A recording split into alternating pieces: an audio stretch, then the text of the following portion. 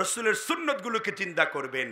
আপনারা জানেন একটা হারানো সুন্নতকে যদি সমাজে ফিরিয়ে আনতে পারেন, আমাদের দেশে মৃত মানুষের মরার সময় খাবার দেয়, আর আমি কিছু এলাকাতে মৃত মানুষের বাড়িতে খাবার পৌঁছাবার ব্যবস্থা করে দিয়েছি। সুন্নত হলো যেই বাড়িতে লোক মারা গেছে সেটা কিসের বাড়ি? সুখের বাড়ি, মাতমের বাড়ি।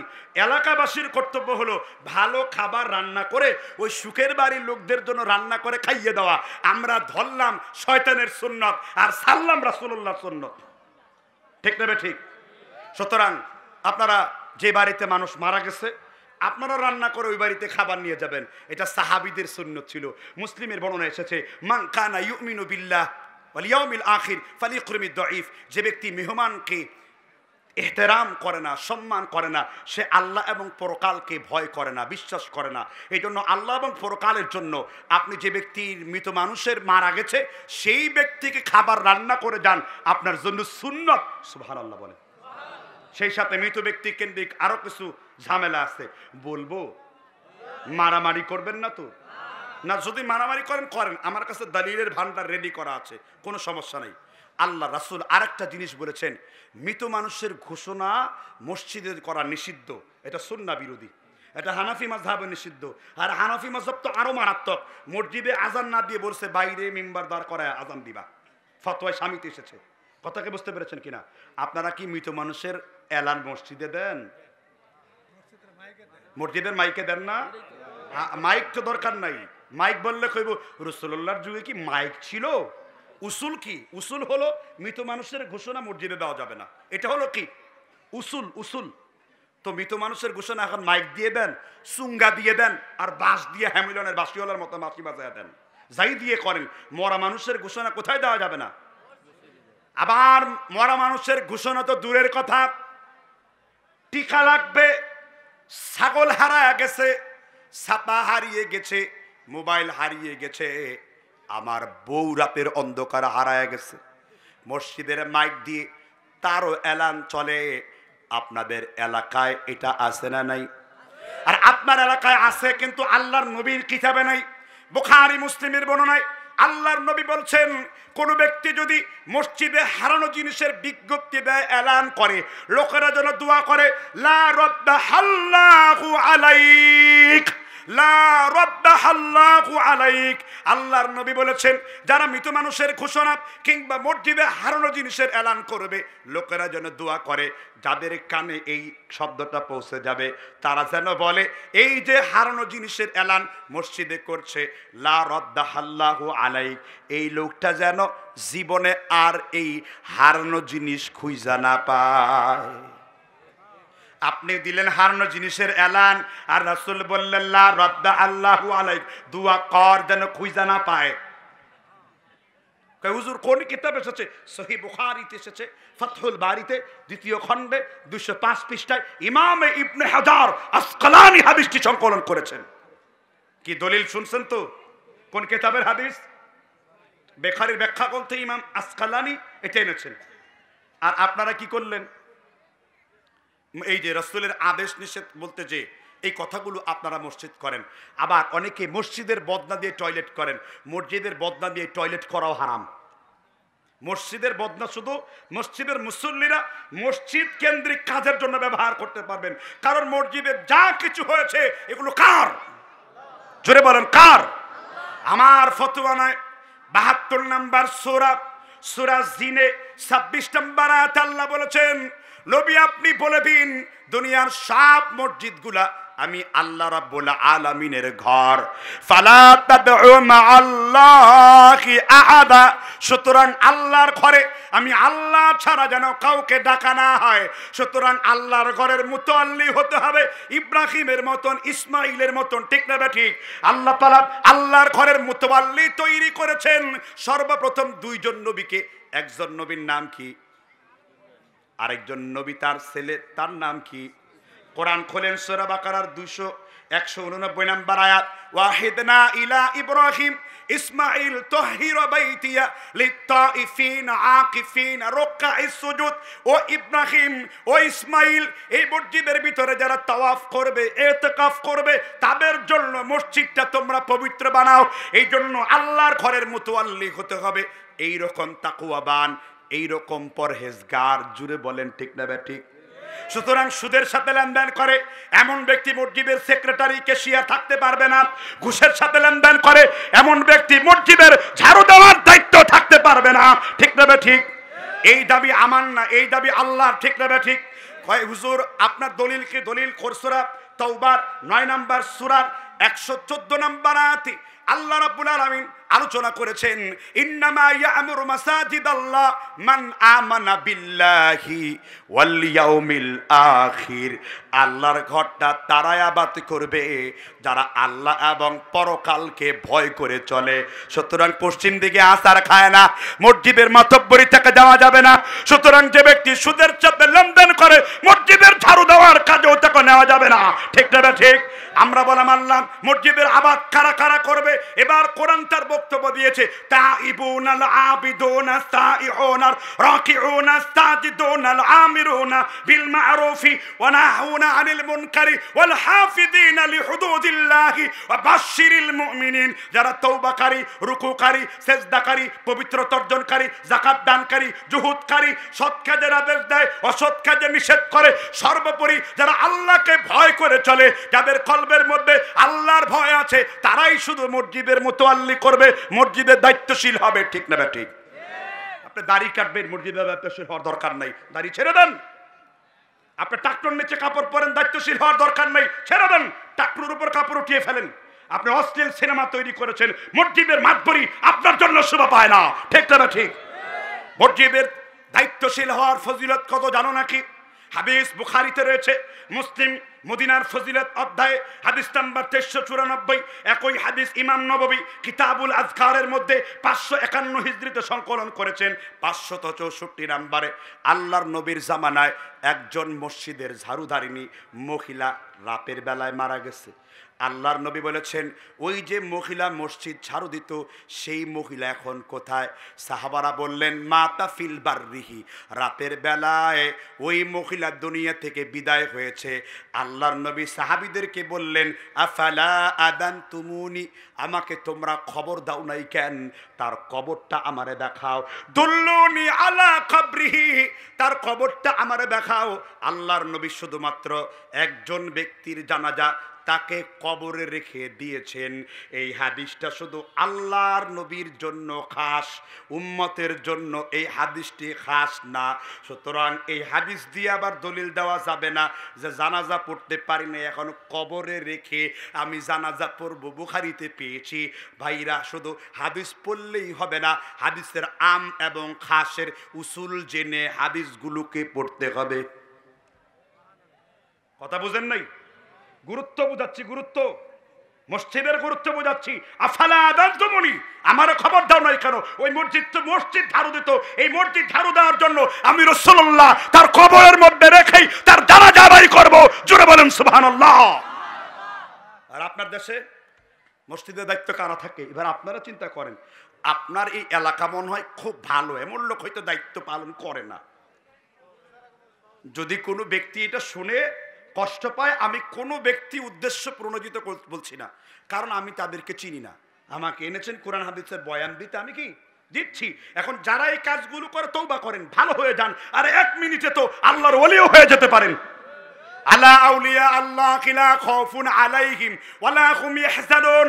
আল্লাহর ওলিদের কোনো ভয় নাই, আল্লাহর ওলিদের কোনো চিন্তা নাই, কিন্তু 2টা শর্ত আল্লাহর ওলি হওয়ার জন্য।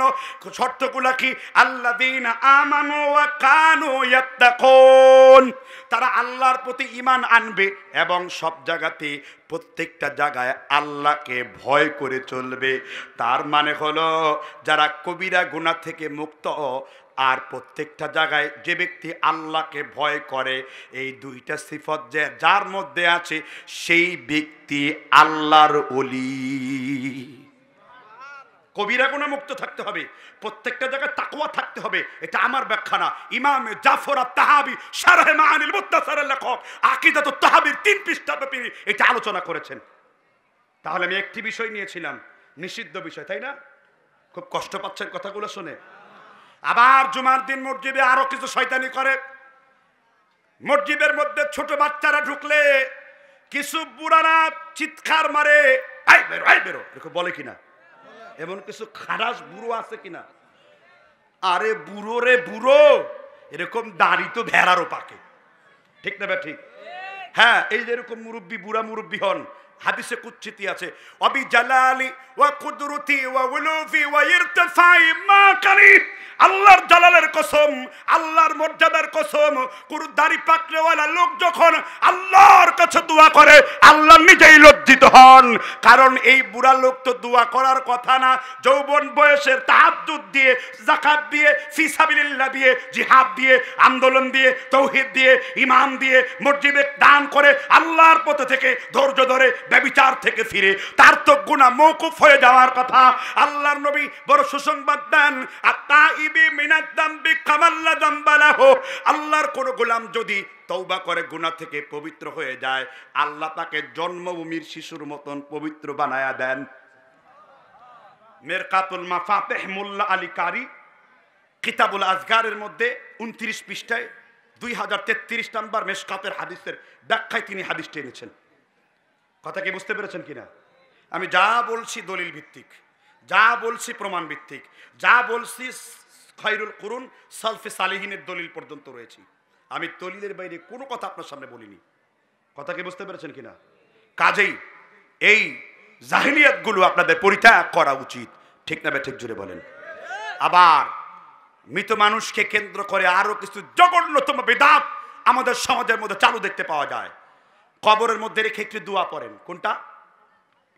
মিনহা খালাকনাকুম ওয়া ফিহা নুঈদুকুম, তারপর কি? আমি এখন প্রশ্ন করতে চাই, এই দোয়াটা কোন কোরআন কারীমের কোন সূরায় আছে? সূরা তহার 55 নম্বর আয়াত আল্লাহ তাআলা আলোচনা করেছেন।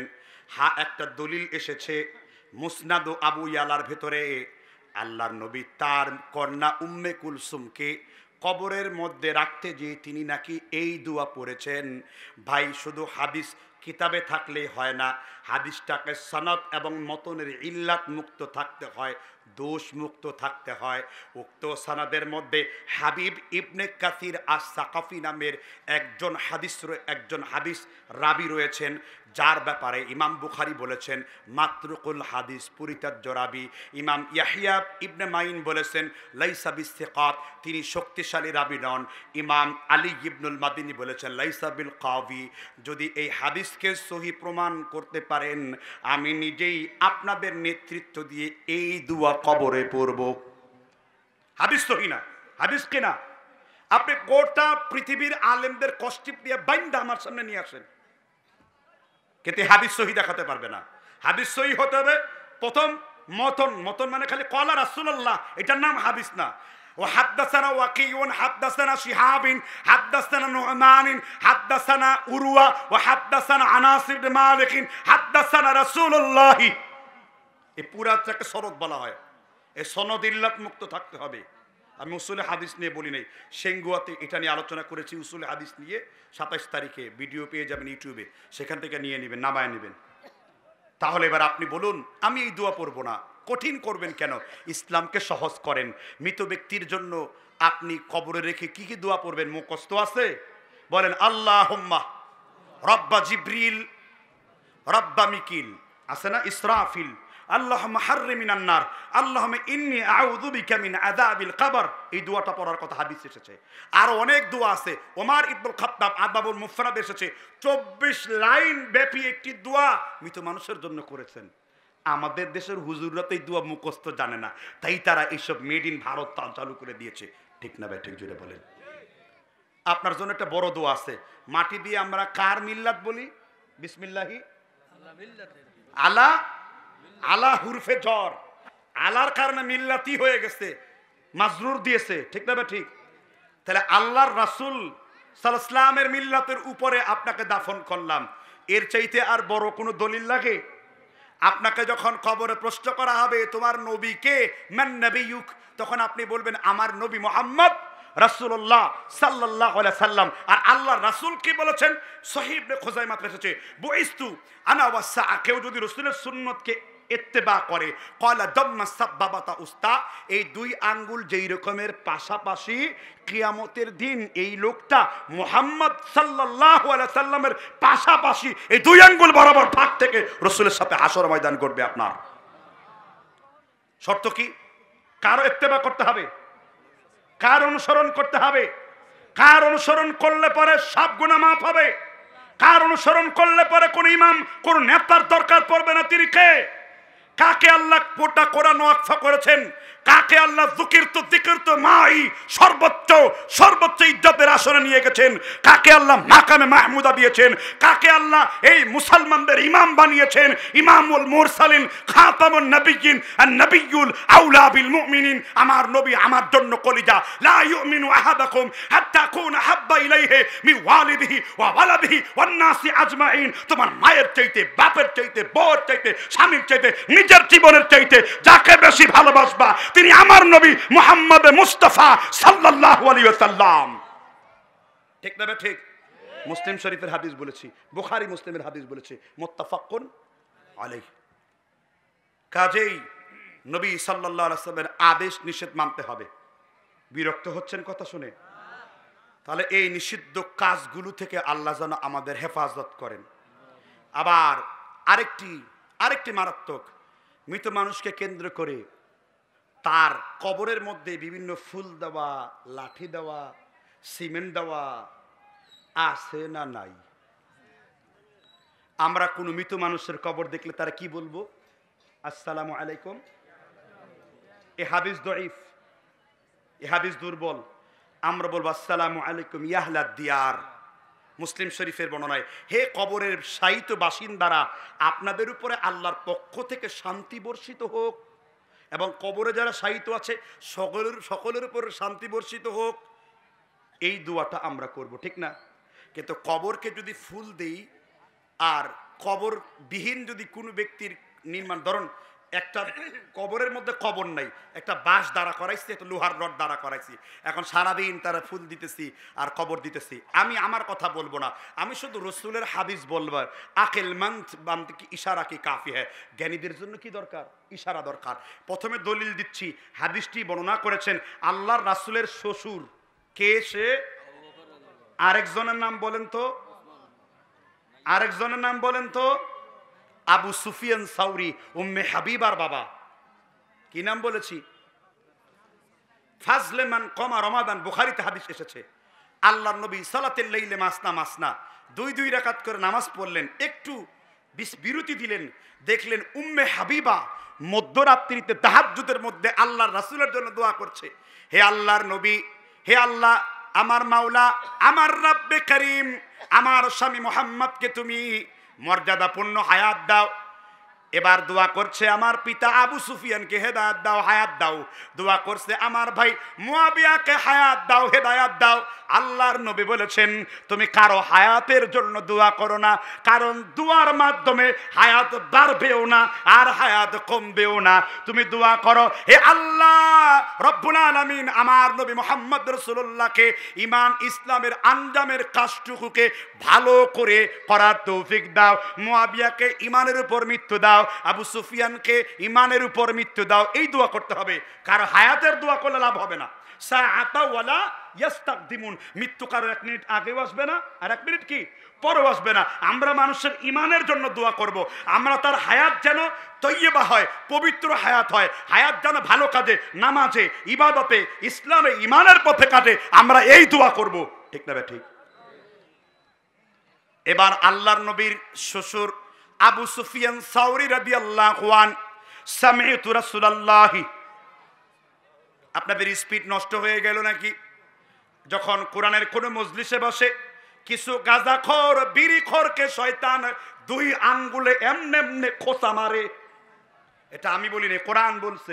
সূরা যুখরুফ আয়াত নাম্বার 36, ওয়া মান ইয়াশু আন যিকরি ফাহুয়া লাহু করিন।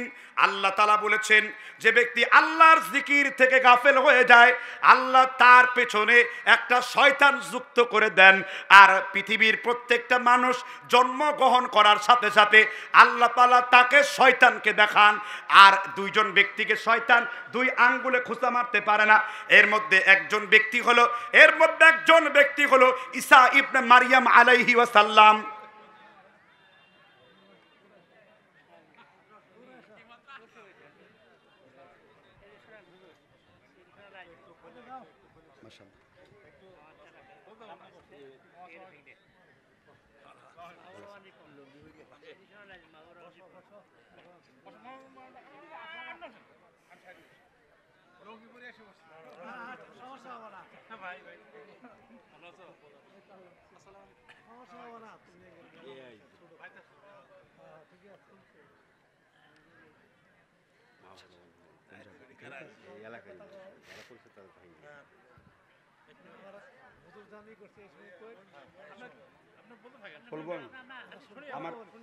আমার চাচা হলো এসপি এবিএম জাকির সাহেব, ঢাকায় আছে।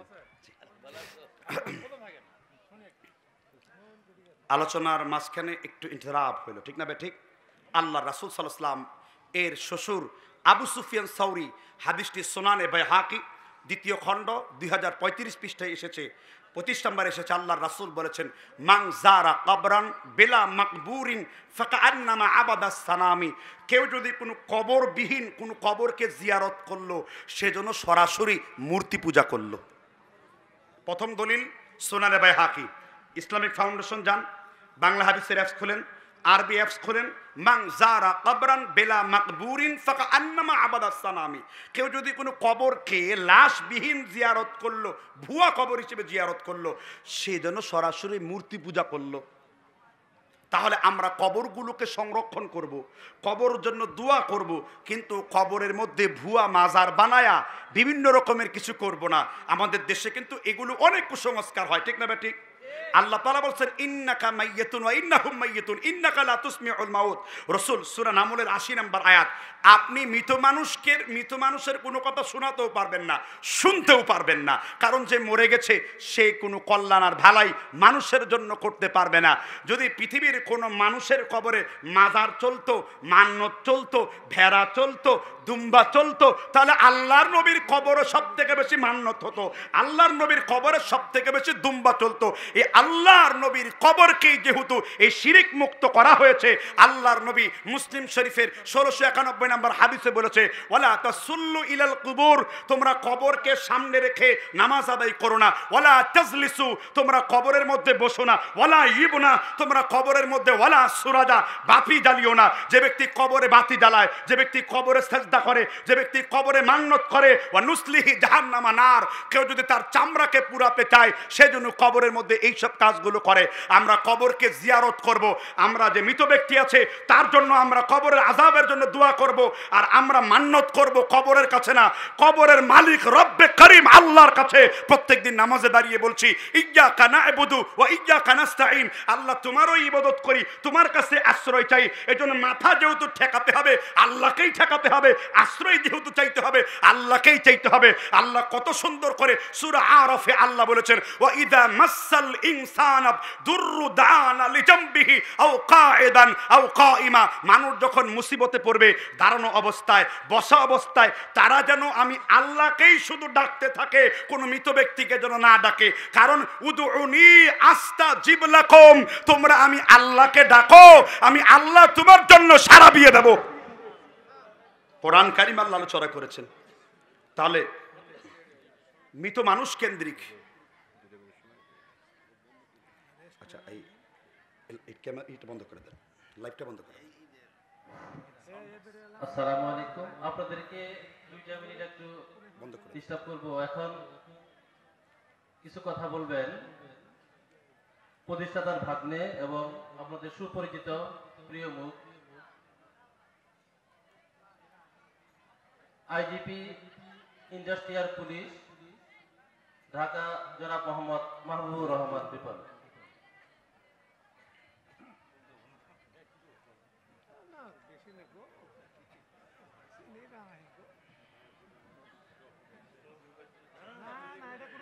বিসমিল্লাহির রহমানির রহিম।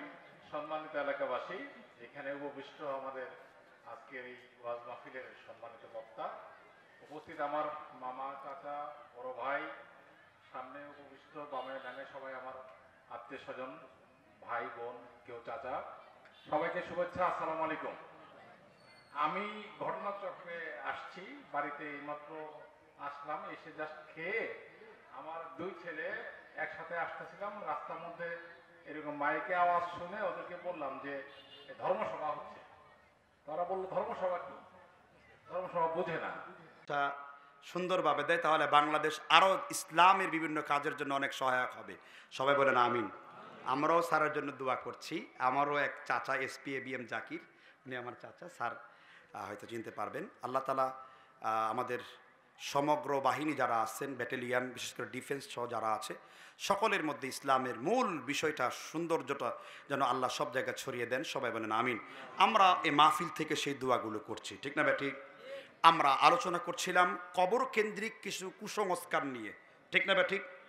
আল্লাহ তাআলা আমাদেরকে বুঝবার তৌফিক এনায়েত করুন। আমরা এবার নবী সাল্লাল্লাহু আলাইহি সাল্লামের নিষিদ্ধ বিষয়সমূহর আমরা আরেকটি নিষিদ্ধ বিষয় নিয়ে আলোচনা করব কিনা জোরে বলেন।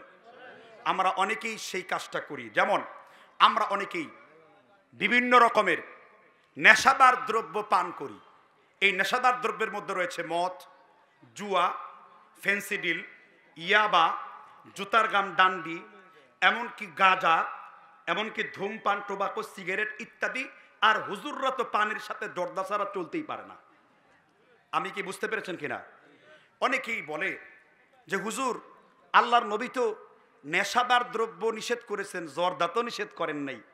আল্লাহর নবীর কথা এতটা মানে যৌক্তিক, লজিস্টিক, আল্লাহর নবী কোনো নেশার নাম উল্লেখ করে বলেন নাই। আমি হাদিসের কন্টেন্ট টেক্সট করছি, আপনাদেরকে নোট করে মিলিয়ে নিন। সুনানুন নাসাই 2 নম্বর খণ্ড 155 পৃষ্ঠা 3054 নাম্বার, একই হাদিস মুসান্নাফে আবি সাহেবা 10ম খণ্ড হাদিস নাম্বার 8074 নাম্বার। আল্লাহর রাসূল বলেছেন, ওয়ান আবি সাঈদিনিল খুদরি রাদিয়াল্লাহু আনহু قال قال রাসূলুল্লাহ সাল্লাল্লাহু আলাইহি সাল্লাম, আবু সাঈদ খুদরি বলেছেন, আল্লাহর রাসূল বলেছেন, ইন্নাল খামরা মিন আল আসিরি যাবিবি খিনতা ওয়াজ যুরা, নেশা তৈরি হয় আঙ্গুর থেকে, জাইতুন থেকে, জব থেকে, ভুট্টা থেকে। আল্লাহর রাসূল তারপরের বাক্যে বলেছেন, ওয়া ইন্নী আনহাকুম কুল্লু মুসকির, যা থেকে নেশা তৈরি হয় তা তোমাদের জন্য হারাম। মা আসকারা কাসিরুহু ফাকলিলুহু হারামুন, তা অল্প পরিমাণে হোক, তা বেশি পরিমাণে হোক, তাই হারাম। আল্লাহর নবী তারপর বলেছেন, কুল্লু মুসকিরিন খামরুন, প্রত্যেক নেশাদার দ্রব্যই হলো মদ। আল্লাহর নবী বলেননি প্রত্যেক মদ, আল্লাহর নবী বলছেন কুল্লু মুসকিরিন খামরুন, প্রত্যেক নেশাদার দ্রব্য হলো মদ। কুল্লু মুসকিরিন হারামুন, আল্লাহর নবী বলছেন কুল্লু খামরিন হারামুন বলেননি, আল্লাহর রাসূল বলছেন কুল্লু মুসকিরিন হারামুন, প্রত্যেক নেশা তৈরি করার দ্রব্য এটা আমি আল্লাহর নবী তোমাদের জন্য হারাম করে দিয়েছি। এখন আসেন, জর্দার মধ্যে কি আছে? জর্দার মধ্যে নিকোটিন আছে, যা খেলে পারে বাংলাদেশের প্রত্যেকটা ডাক্তার যারা আছেন, বিশেষ করে মেডিসিন বিশেষজ্ঞ এবং বক্ষব্যাধিরা বলে থাকেন যে কখনো আপনি জর্দা খাবেন না। অনেকেই বলেন যে হুজুর অমুক মাযহাব এসেছে জর্দা খাওয়াটা মাখরু। আরে ভাই, সেই হুকুমটা তো আপনি বুঝবেন। হানাফি মাযহাবে মাখরু মানে হলো মাখরু তাহরিমি, শরীয়তের পরিভাষায় লা ইয়াজুজু, শরীয়তে যেটা জায়েজ নাই। 2টা মাখরু তাহরিমি করলে একটা কবিরা গুনাহ হয়। আর সালাফি মেথডে যারা আছেন, আব্দুল্লাহ বিন বাজ সৌদি আরবের গ্রান্ড মুফতি, তিনি ফতোয়া দিয়েছেন যে জর্দার মধ্যে নেশা আছে, নিকোটিন আছে, এটা খেলে ক্যান্সার হয়। আর আল্লাহ যেখানে কোরআনে বলেছেন সূরা বাকারার 194 নম্বর আয়াতে, ওয়ালা তুলকু বিআইদিকুম ইলা তাহলুকা, তোমরা নিজেদের হাতকে ধ্বংসের দিকে ঠেলে দিও না। সুতরাং যা খেলে ক্যান্সার হয়। আর বুখারীতে আল্লাহর রাসূল বলেছেন, আল্লাহর নবী 3094 নম্বর হাদিস, লা দিয়ারা ওয়ালা দিরারা, নিজেরও ক্ষতি করো না আর অন্য মানুষেরও ক্ষতি করো না। কোরআনে আল্লাহ বলেছেন, ওয়ালা তাকতুলুন নাফস, নিজেদের নফসকে, নিজেদের জীবনকে হত্যা করো না। তাহলে সিগারেটের মাধ্যমে, জর্দার মাধ্যমে, ইয়াবার মাধ্যমে, ফেন্সিডিলের মাধ্যমে, মাদক দ্রব্যের মাধ্যমে আমরা নিজেকে ক্ষতি করছি, অপরকে ক্ষতি করছি। ভাই সব, কোনো একজন মানুষকে যদি গালি দিলে এইটা পাপ হয়, কোনো একজন মানুষকে যদি কষ্ট দিলে এইটা আপনার পাপ হয়, কোনো একজন মানুষের জমিন যদি 4 আঙ্গুল বেঁকা করলে এটা যদি আপনার পাপ হয়, কোনো একজন মানুষকে যদি ইশারার মাধ্যমে কষ্ট দিলে এটা যদি আপনার পাপ হয়, তাহলে আপনি ধোঁকা দিয়ে, ধোঁয়া দিয়ে মানুষকে যে কষ্ট দিচ্ছেন এটা তো পাপ হয় না গুনাহ হয়?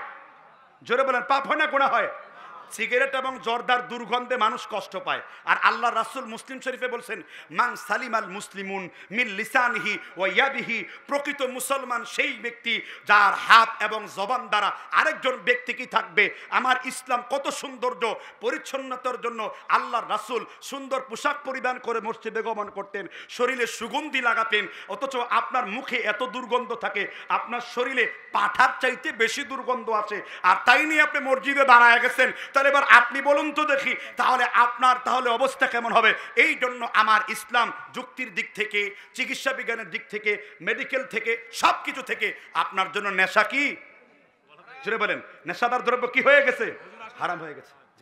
তাহলে আমার এই হাদিস দ্বারা বোঝা যাচ্ছে, আল্লাহ রাসূলের এই হাদিস দ্বারা বোঝা যাচ্ছে, যা থেকে নেশা তৈরি হবে তা আপনার জন্য কি, জোরে বলেন, তা আপনার জন্য কি, জোরে বলেন, তা আপনার জন্য কি, আরো জোরে বলেন, তা আপনার জন্য কি?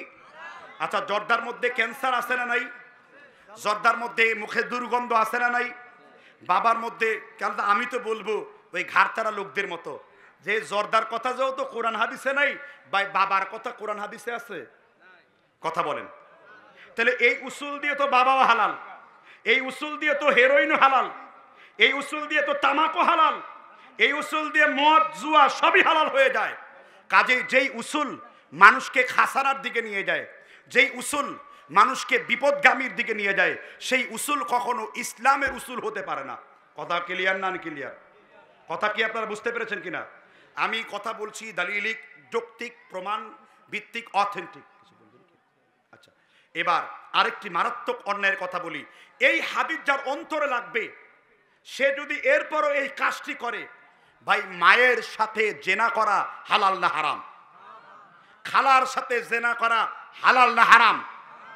ফুপুর সাথে জেনা করা হালাল না হারাম? আমি একটা হাদিস বলবো, হুবহু মিলিয়ে নেবেন। বাংলা হাদিসের একটা অ্যাপস আছে না আপনাদের মধ্যে?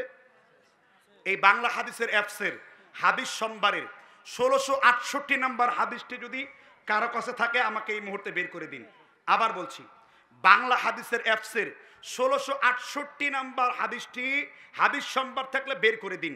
আরবি মোজামুল কবির তবরানি 3345 নম্বরে উল্লেখ করেছে। বলবো হাদিসটি? আল্লাহ রাসূল বলেছেন, ওয়া আন আব্দুল্লাহ ইবনে আব্বাস রাদিয়াল্লাহু আনহু قال قال রাসূলুল্লাহ, ইবনে আব্বাস বলেছেন আল্লাহর রাসূল বলেছেন, আল্লাহর নবী থেকে বর্ণিত, আল্লাহর রাসূল বর্ণনা করেছেন যে নিঃসন্দেহে আল খামরু উম্মুল ফাওয়াহিশ, নেশাদার বস্তু হলো সমগ্র গুনাহের মা। আবার বলছি, আল খামরু উম্মুল ফাওয়াহিশ, নেশাদার দ্রব্য হলো সমগ্র গুনাহের মা।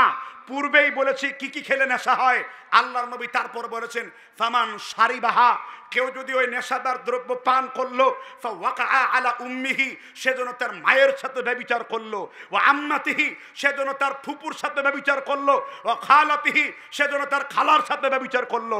তার মানে আপনি সিগারেট খাইলেন, আল্লাহর নবীর তাবারানির এই হাদিস দ্বারা প্রমাণ হয়ে গেল মায়ের সাথে, খালার সাথে, ফুপুর সাথে ব্যভিচার হয়ে গেল। সুতরাং গুড় আর মুখে লাগায়েন না, সুতরাং মুখে আর সিগারেট লাগায়েন না, সুতরাং বাবা আর খেয়েন না, সুতরাং জর্দ আর খেয়েন না। আল্লাহর নবী স্পষ্ট দ্ব্যর্থ কণ্ঠে বলেছেন, নিঃসন্দেহে আল খামরু উম্মুল ফাওয়াহিশ, নেশা হলো সমগ্র গুনাহের মা। কেউ যদি নেশাদার দ্রব্য খাইলো, সে কার কার সাথে জেনা করলো? 1 নাম্বার, কার সাথে? 2 নাম্বার, ফাওয়াকা আলা উম্মিহি, কার সাথে জেনা করলো? ওয়া খালাতিহি, কার সাথে জেনা করলো? ওয়া আম্মাতিহি, কার সাথে করলো? ফুপুর সাথে। বলেছেন মুহাম্মদ, হাদিস বলার দরকার বলেছি, সনদ বলার দরকার। সনদ হলো হাসান। আলবানী সহ কিছু মুহাদ্দিস হাদিসটিকে হাসান বলে উল্লেখ করেছেন। তাহলে বোঝা যাচ্ছে এই হাদিস দ্বারা আমাদের দলিল হলো নেশাদার দ্রব্য পান করলে সে তার মা, খালা, ফুপুর সাথে ব্যভিচার করে, আল্লাহর নবীর এই কথা যদি কারো মধ্যে যাওয়ার পরে এরপরও যদি সে জর্দা নিক্ষেপ করতে না পারে, এরপরও যদি সে কুল নিক্ষেপ করতে না পারে, এরপরও যদি সে বীর নিক্ষেপ করতে না পারে, তাকে কোনো যদি বুঝার অবকাশ নাই। আপনার মতো এত নিকৃষ্ট, আপনার মতো এত নীচ, আপনার মতো এত বেহায়া মানুষ পৃথিবীতে আর একটাও থাকতে পারে না। জোরে বলেন ঠিক কিনা? দলিল চাইলে দলিল আছে আমাদের কাছে, দলিল আছে না নাই? এই হাদিস তারা হজম করতে পারে না যারা নেশার সাথে জড়িত। যারা তারা হজম করতে পারে না, তারা কিসের সাথে জড়িত? নেশার সাথে কি জড়িত। যত হাদিস আছে আমরা পূর্বেই বলেছি, রসুল যা নিষেধ করেছেন তা বর্জন করতে হবে, যা আদেশ করেছেন তা কি করতে হবে? গ্রহণ করতে হবে। আমার বিষয়বস্তু ছিল এটা, রসুলের নিষিদ্ধ বিষয়। আল্লাহর রাসূল এই হারামকে হারাম করেছেন। এখন অনেকেই বলতে পারেন, হুজুর নেশা করলে তো মাজারে সিগারেট খায় আর গান গায়, দয়াল বাবারে কবুল করো আমারে।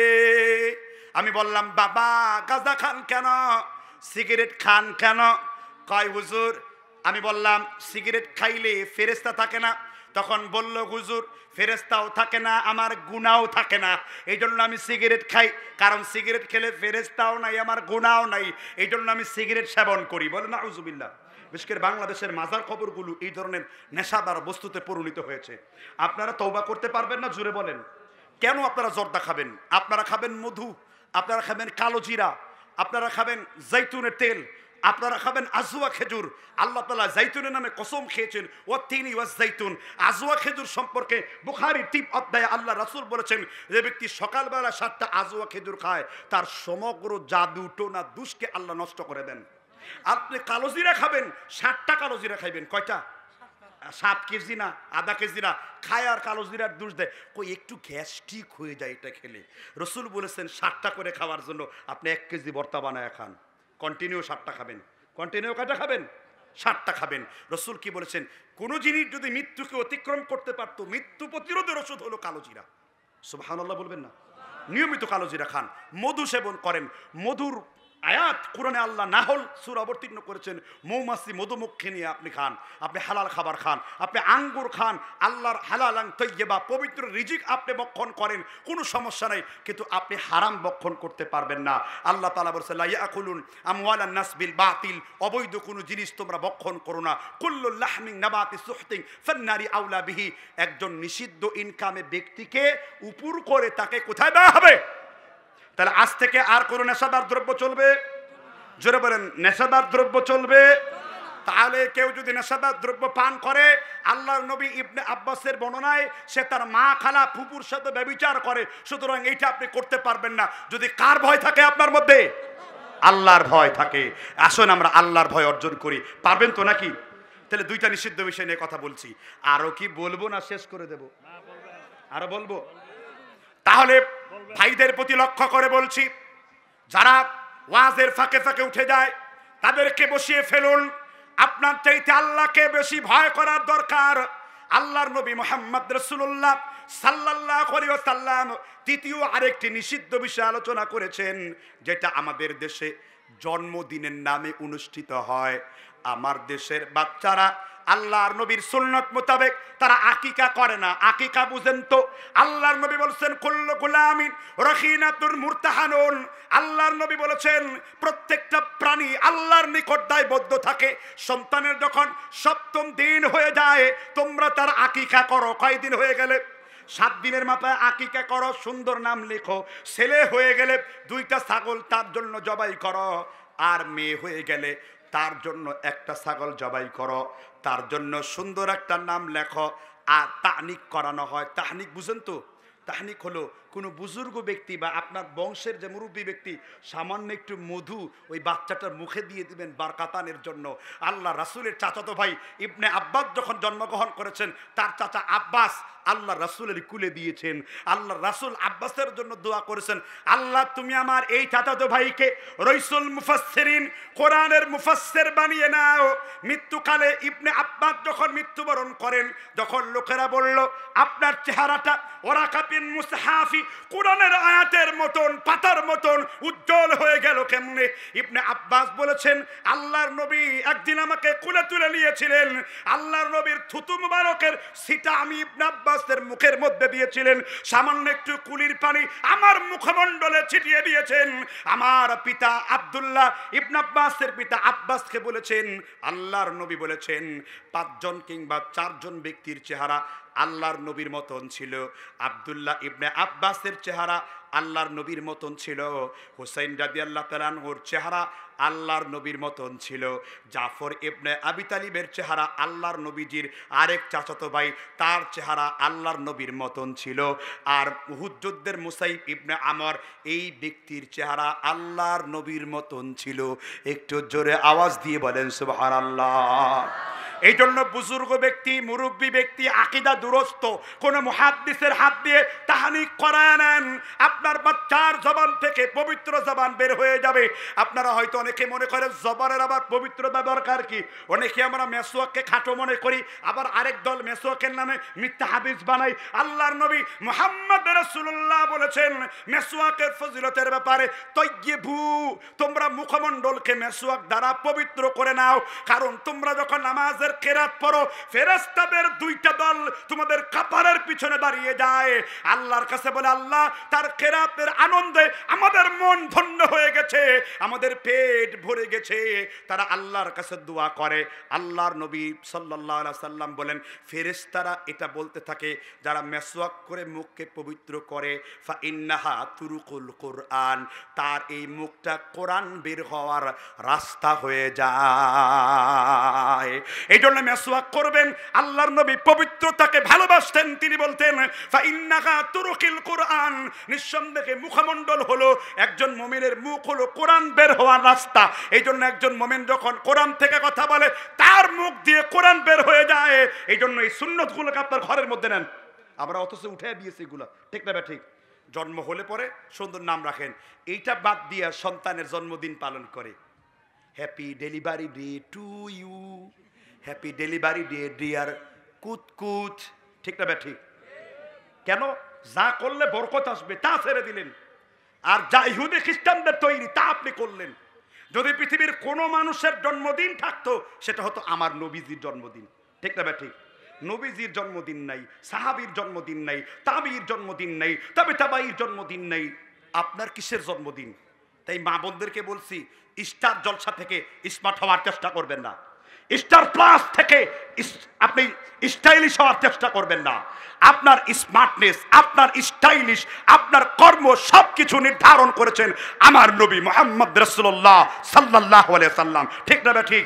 আল্লাহর নবী আবু দাউদের বর্ণনায় বলেছেন, মান তাশাব্বাহা বিকাউমিন ফাহুয়া মিনহুম, যে ব্যক্তি অন্য কোন জাতির আদর্শ অনুসরণ করে সে ব্যক্তি তাদের সাথে হাসরের ময়দানে উঠবে। আর আপনি যদি আমার নবীর আদর্শ অনুসরণ করেন আপনি আমার নবীর সাথে হাসরের ময়দানে উঠবেন। এই জন্য মা বোনরা ভালো করে শুনেন, আপনার বাচ্চা বড় হয়ে গেলে তার জন্য জন্মদিন পালন না করে 7ম দিনের মাথায় কুল্লু গুলামিন রহিনাতুন মুরতাহানুন, প্রত্যেকটা বাচ্চার জন্য 7 দিনের মাথায় কি করবেন? আকিকা করবেন। হুজুর আমার সমর্থ নাই, আল্লাহ তাআলা সমর্থের বাইরে গেলে তাকে আল্লাহ এটা চাপায়া দেন নাই, ইসলাম এটা বলেন নাই। আল্লাহ সূরা তাগাবুনে আলোচনা করেছেন, ফাত্তাকুল্লাহ মাস্তাতাতুম, তোমরা আল্লাহকে সাধ্যমতো ভয় করো। আল্লাহ সূরা বাকারার 286 নম্বর আয়াতে বলেছেন, ওয়ালা ইউকাল্লিফুল্লাহু নাফসান ইল্লা উসআহা, বান্দার সাধ্যের বাইরে আল্লাহ সেই বান্দাকে কিছুই চাপায়া দেন না। আল্লাহর নবী কিছু নিয়ামতের জিনিস দিলেন, আর কিছু নিয়ামত আপনি পরিবর্তন করলেন। এরপরে সন্তানের সুন্দর একটি নাম রাখতে হবে, কিন্তু ইদানিং নাম রাখে পিস্তল, বল্টু, চল্টু, মিথিলা, ইন্দ্রিলা, ঐদ্রি, ভদ্রি, আছে না নাই? আর আল্লাহর নবী সুন্দর নাম রাখার জন্য বলেছেন, কেননা আল্লাহ নিজে সুন্দর, আল্লাহু জামিলুন ইউহিব্বুজ জামাল। মুসলিম শরীফের বর্ণনা এসেছে আল্লাহ নিজে সুন্দর আর তিনি সৌন্দর্যকে ভালোবাসেন। আর আল্লাহ তাআলার একটা নাম না, আল্লাহর গুণবাচক কয়টা নাম? জোরে বলেন, জোরে বলেন, কয়টা নাম? ওয়ালিল্লাহিল আসমাউল হুসনা ফাদউহু বিহা, আল্লাহর রয়েছে সুন্দর সুন্দর নাম, তোমরা সেই নামে আল্লাহকে ডাকো। এই জন্য আল্লাহর নামের সাথে মিলিয়ে নাম সব থেকে সুন্দর, আল্লাহর নবীর স্ত্রীর সাথে নামগুলা সব থেকে সুন্দর রাখবেন, ঠিক না ঠিক? আর স্মার্টনেস তো ইসলামী নামের মধ্যে আছে, ওগুলো খুঁজে দূরবীন দেওয়ার চেষ্টা করেন। ওই কোন নায়িকার নাম, কোন খেলোয়াড়ের নাম, তাই সন্তানের নাম রেখে দিয়েছে। অর্থহীন কাজ, ঠিক না ঠিক? এগুলো নিষিদ্ধ কাজ যেগুলো আপনারা করে থাকেন। আরেকটা নিষিদ্ধ কাজ করা হয় আমাদের দেশে, অনেকেই কন্যা সন্তান জন্মালে পরে মুখটা মনে হয় যেন কালো কুকুর কামড়ে দিয়েছে মুখের মধ্যে। কতগুলো বুড়ি আছে, কি সন্তান হয়েছে, মেয়ে সন্তান, কেমন মানে মুখটারে বেংসি দিয়ে উঠায় ফেলেছে, ঠিক না ঠিক? এই মুরব্বীদের মুখকে আপনারা সুপারগুলো দিয়ে আটকে দিন। এই মুরব্বীর মুখটা হলো একটা কি বলে, একটা অলক্ষণের মুখ, অনেক কুলক্ষণ অলক্ষণ। এই মুখটা অরিজিনাল একটা খারাপ মুখ, ঠিক না ঠিক? আর আল্লাহ রাসূল বলেছেন, যার একটি সন্তান একটি বেহেশত, দুইটি সন্তান দুইটি বেহেশত, তিনটি সন্তান তিনটি বেহেশত। আল্লাহর নবী বলেছেন, কন্যা সন্তান যখন জন্ম হয়, মা মিন মুসলিমিন ইয়াবিতু আলা যিকরিন তাহরান, আল্লাহর নবী বলেছেন দুইজন ফেরেশতা ওই কন্যা সন্তানের মাথায় হাত দিয়ে বলে, আল্লাহ তুমি ঘরে বরকত বৃদ্ধি করে দাও, আল্লাহ তুমি এই ঘরে নিয়ামত বৃদ্ধি করে দাও, আল্লাহুম্মা গফির লাহু ওয়ারহামহু, আল্লাহ এই ঘরের কর্তাকে ক্ষমা করে দাও, আল্লাহ এই ঘরের মধ্যে তোমার বরকত বৃদ্ধি করে দাও। কন্যা সন্তানের ফজিলত আদাবুল মুফরাদে ইমাম বুখারী হাদিস বর্ণনা করেছেন। আর কন্যা সন্তান জন্মালে মুখটা ভ্রুকুঞ্চিত করো কেন? এমন একজন কন্যা আল্লাহ পৃথিবীতে পাঠিয়েছেন, যেই কন্যার গর্ভে এমন সন্তান জন্মগ্রহণ করেছেন, মৃত মানুষকে জীবিত করতে পারতেন, মরা পাথর তার সাথে কথা বলতে পারত। ঈসা আলাইহিস সালাম একবার বললেন, আমি যদি জবান বন্ধ করে দেই, কথা যদি ইসরায়েলের মধ্যে না বলি, তাহলে এই পাহাড়গুলো, এই পাথরগুলোর আওয়াজে তোমরা থাকতে পারবা না। সেই ঈসা নবীর মায়ের নাম কি জুড়ে বলেন? মারিয়াম। সেই ঈসা নবীর মায়ের নামে কোরআনে সূরা আছে না নাই? খ্রিস্টানরা মারিয়ামকে সম্মান করে, কিন্তু মারিয়ামের নামে বাইবেলে কোনো চ্যাপ্টার নাই, কিন্তু আমার আল্লাহ মারিয়ামকে সম্মান করে কোরআন কারিমে মারিয়ামের নামে একটা সূরা লিখে দিয়েছেন। একদিন মারিয়াম যখন জামা কাপড় পরিবর্তন করছেন, হঠাৎ করে একজন যুবক মারিয়ামের কামরায় উপস্থিত। মারিয়াম বলল, ইন কুনতুম তাকিয়া, আল্লাহর ভয় যদি তোমার কলবের মধ্যে থাকে তুমি বের হয়ে যাও। এবার এই জিবরিল বলল, ও মারিয়াম, তুমি ভয় পাবার কোনো কারণ নাই, আমি কোনো পুরুষও না, আর আমি কোনো মহিলাও না, আমার কোনো কাম নাই, আমার কোনো উত্তেজনা নাই, তাহলে তুমি কে? আমি হলাম ফেরেশতাদের লিডার, দি কুওয়াতিন ইনদা বিল আরশি মাকিন মুতাইন সাম্মা আমিন। আমি হলাম ফেরেশতাদের লিডার। আল্লাহ তাআলার হুকুমে একটা ফু দেওয়ার পরে তোমার গর্ভে একটা সন্তান চলে আসবে। এটা তেমন সন্তান না, বলে যে মহিলারা পুরুষেরা আমাকে অত্যন্ত খারাপ বলে গালিগালাজ দেবে। আমার পিতা ছিলেন নবী ইমরান, আর আমার খালো হলো জাকারিয়া। মারিয়ামের কামরায় সাধারণ কোনো মানুষ আসতো না, ফেরেশতারা জান্নাতের খাবার নিয়ে আসতো। জাকারিয়া বলতো, তোমার কামরায় যারা আসে তারা কারা? তারা হলো আল্লাহর ফেরেশতা। জাকারিয়া বলল, এবার আল্লাহর ফেরেশতাদেরকে বলো, আমি বৃদ্ধ জাকারিয়াকে যেন বৃদ্ধ বয়সে একটা সন্তান দেয়। আমার তো 90-এর বেশি বছর, আমার চুলগুলো পেকে গেছে। আল্লাহ জাকারিয়ার ওয়াজটা কোরআনে নোট করেছেন, ইন্নী ওয়াহনাল আযমু মিন্নি ওয়াস্তাআলার রাসু শাইবা ওয়ালাম আকুন দুআইকা রাব্বি শাকিয়া। আল্লাহ, আমি বুড়ো হয়ে গেছি, আমার চামড়া সার হয়ে গেছে, আমার হাড্ডি পেকে গেছে, আমাকে সন্তান তুমি দান করো।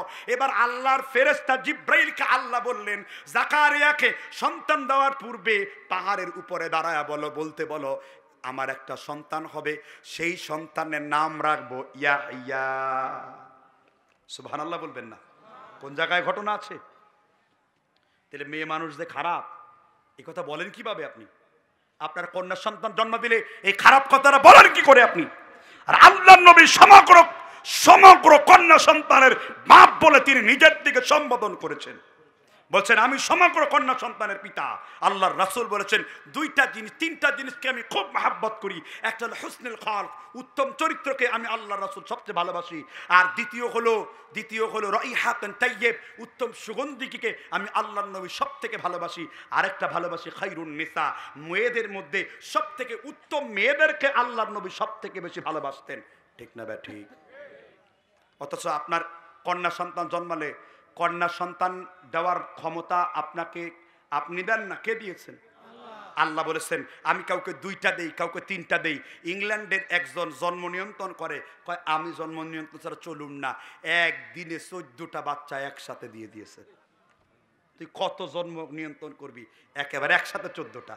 ফাআলুল লিমা ইউরিদ, আল্লাহ যা ইচ্ছা তাই করেন। ওয়া ইদা আরদা শাইআন আইয়াকুলা লাহু কুন ফায়াকুন, বলেন হও আর কি হয়ে যায়? হয়ে যায়। এজন্য সন্তানের মালিক কে? আল্লাহ সুবহানাহু ওয়া তাআলা। আপনি সন্তান দিতে পারেন না, এজন্য রাসূলের নিষিদ্ধ বিষয় হলো কন্যা সন্তান হলে ভ্রু কুঞ্চিত করবেন না। কন্যা সন্তান হলো জান্নাতের প্রতীক। আপনি আপনার মেয়ে সম্পর্কে কি জানেন? যদি মেয়েকে আপনি ইদা সাল্লাত মারআতু খামসাহা ওয়া সামাত শাহরাহা ওয়া হাসানাত ফারজাহা ওয়া আতাআত বালাহা, যদি আপনার মেয়েকে সালাতের প্রশিক্ষণ দেন, রোজার প্রশিক্ষণ দেন, সতীত্ব পর্দার হেফাজতের প্রশিক্ষণ দেন, স্বামীর খেদমতের প্রশিক্ষণ দেন, বুখারী শরীফের 5020 নম্বর হাদিসে এসেছে দাখালাত আইয়ামিন আবওয়াবিল জান্নাহ, জান্নাতের 8টা দরজা তার জন্য খুলে দেওয়া হয়। ফেরেশতারা বলে যে দরজা দিয়ে তুমি ঢুকতে চাও ওই দরজা দিয়ে প্রবেশ করতে পারবে। একটু আস্তে কোন সুবহানাল্লাহ। আল্লাহর নবী মুহাম্মদ রাসূলুল্লাহ বলেছেন আপনার ঘরে মেয়েদের সাথে, স্ত্রীর সাথে কেমন ব্যবহার করবেন। আল্লাহর নবী মুহাম্মদ রাসূলুল্লাহ বলেছেন নিঃসন্দেহে কুল্লু আমালি মারুফিন, মুমিনের প্রত্যেকটা কাজ হলো সাদাকা, মুমিনের প্রত্যেকটা ভালো কাজ হলো সাদাকা। আল্লাহর নবী বলেছেন খুব বালা দাখাদ্দিন, যদি মহাব্বত করে তোমার স্ত্রীকে চুমো দাও এই চুমোটাও তোমার জন্য সাদাকা। তুমি যদি তোমার স্ত্রীকে সহবাসে তৃপ্ত দিতে পারো এটাও তোমার জন্য সাদাকা। তুমি যখন মাওয়াদ্দাতা ওয়া রাহমা, রাতের অন্ধকারে তোমার স্ত্রীকে ঢেকে ফেলো, আল্লাহর হাবিব বলেছেন এই সময়টুকুকেও তোমার জন্য ইবাদত বলে আল্লাহ তাআলা গণ্য করে নেন। আল্লাহর নবী বলেছেন যদি তাও করতে না পারো নিজের স্ত্রীকে 1 লোকমা খাবার খাইয়ে দাও, এটাও তোমার জন্য নেকির কাজ বলে আল্লাহ তোমার আমলনামায় লিখে দেন। সহিহ বুখারীর হাদিস, মুসলিমের বর্ণনা। কি সম্পর্ক? আপনার কন্যাকে আপনি ইসলাম শিখান না, আপনার স্ত্রীকে আপনি ইসলাম শিখাতে পারেন না, আপনি নিজেও ভালো স্বামী হতে পারেন নাই। আল্লাহর নবীর স্ত্রী আম্মা জান আয়েশাকে বলা হলো আল্লাহর নবীর চরিত্র কেমন। আল্লাহর নবীর স্ত্রী বলল হাইয়াল কুরআনি কুলবুল কুরআনি, আমার নবী কোরআনের মারকাজ, আমার নবী কোরআনের চরিত্র। 30 পারা কোরআন দেখতে যেমন আমার নবীর চরিত্র তেমন। আমার নবীকে দেখা মানে হলো 30 পারা কোরআনকেই দেখা। তিরমিজির বর্ণনায় হাদিস। আর আপনার স্বামীকে যদি প্রশ্ন করে তোমার স্বামী কেমন, আমার স্বামীর চরিত্র নামাজ নাই এক ওয়াক্ত, আমার স্বামীর চরিত্র। তোমার স্বামী কেমন? কয় জল্লাদের মতন। তোমার স্বামী কেমন? খুব রূঢ় আচরণ করে, খারাপ আচরণ করে, ঠিক কিনা বলেন? আর আল্লাহর নবীর স্বামী কেমন? তার স্ত্রীকে বলেছেন আমি রাসূলুল্লাহ সাল্লাল্লাহু আলাইহি সাল্লামকে এত মহব্বত করি, আমি যখন আল্লাহর নবীকে দেখতাম ফাদলে মান কামা রমাদান, রমজান কিংবা রমজানের বাইরে তিনি যখন দাঁড়িয়ে যেতেন তখন মাঝে মাঝে আমি পাগুলাকে সেজদার জায়গায় রাখতাম। আল্লাহর নবী সেজদা করার সময় আমার পায়ে মৃদু আঘাত দিতেন, আমি পাগুলাকে সরিয়ে নিতাম। আর আল্লাহর নবী মুহাম্মদ রাসূলুল্লাহ আবার সেজদা করতেন। এটা ছিল আল্লাহর রাসূলের সাথে আমি আয়েশা সিদ্দিকার মহাব্বত। আল্লাহর নবী এই জন্য আল্লাহর আল্লাহর নবীর স্ত্রী বলেছেন, ইন্নাহু লাবাইনা হাকিনাতি ওয়া দাকিনাতি ফালা উকরিহু শিদ্দাত। আল্লাহর নবীর স্ত্রী বলেছেন, আল্লাহর নবী মুহাম্মদ রাসূলুল্লাহ আমার কোলে মাথা রেখে নিজের জীবনের শেষ নিঃশ্বাস ত্যাগ করেছেন। আল্লাহর নবী দুইটা হাত ইতিমের মতন আল্লাহর দিকে তুলে ধরেছেন, আল্লাহুম্মা রাফিকুল আ'লা, হে আল্লাহ তোমার বন্ধু মুহাম্মদের যদি কোনো অন্যায় থাকে তুমি তোমার বন্ধুকে মাফ করে দাও। আল্লাহর নবী দোয়া করছেন, চোখের পানি টপ টপ করে পড়ছে। আয়েশা সিদ্দিকা বলে, ইয়া রাসূলুল্লাহ মৃত্যুর কষ্ট কেমন হয়? আল্লাহর নবী বলেছেন, ইন্নাহু লাবাইনা হাকিনাতি ওয়া দাকিনাতি ফালা উকরিহু শিদ্দাত। একটা উহুদ পাহাড়কে চাপায়া দিলে পরে যেই রকম কষ্ট হয় আমি আল্লাহর নবীর মৃত্যুতে এমন কষ্ট হচ্ছে। এবার আয়েশা বললেন, কেন এমন কষ্ট হয়? আল্লাহর নবী বলেন, খয়বারের যুদ্ধে একজন মহিলা আমাকে দাওয়াত দিয়েছিল, ছাগলের মধ্যে বিষ মিশিয়ে দিয়েছিল। 70 জন হাফেজে কোরআন সহ আমার সাহাবারা দুনিয়া থেকে বিদায় নিয়েছিল। আমি যখন 4টা টুকরা খেয়ে ফেললাম, আরো 4টা টুকরা পাতিলের মধ্যে, প্লেটের বর্তনের মধ্যে, ওই 4টা টুকরা আমি রাসূলুল্লাহর সাথে কথা বলে ফেললো। 4টা ছাগলের টুকরা বলল, আল্লাহর নবী আপনি ছাগলের গোশতে আর হাত দেবেন না, কারণ ওই মহিলা বিষ মিশিয়েছে। আল্লাহর নবী বলেছেন, ঈসা নবী মরা মানুষকে জীবিত করেছে, মুসা নবী লাঠি স্পর্শ করে সাপ বানিয়েছে, সুলাইমান নবী ইঞ্জিন বিহীন উড়েছে, আর তোমার নবী ছাগলের ভাজা টুকরার সাথে সরাসরি কথা বলেছে। কি বুঝলেন? হুজুর বানানো কথা, বুখারী মুসলিমের মিশকাতের কারামতে আউলিয়া অধ্যায়ের হাদিস। আল্লাহর রাসূলের এই বিষের কষ্টে মৃত্যু সময় এই 4টা গোশতের টুকরা তাকে অনেক কি দিয়েছিল? আল্লাহর রাসূল সাধারণ কোনো বিষয় নয়। মক্কার সব থেকে বড় লিডার আবুল হাকাম আবুল জাহাল বলেছেন,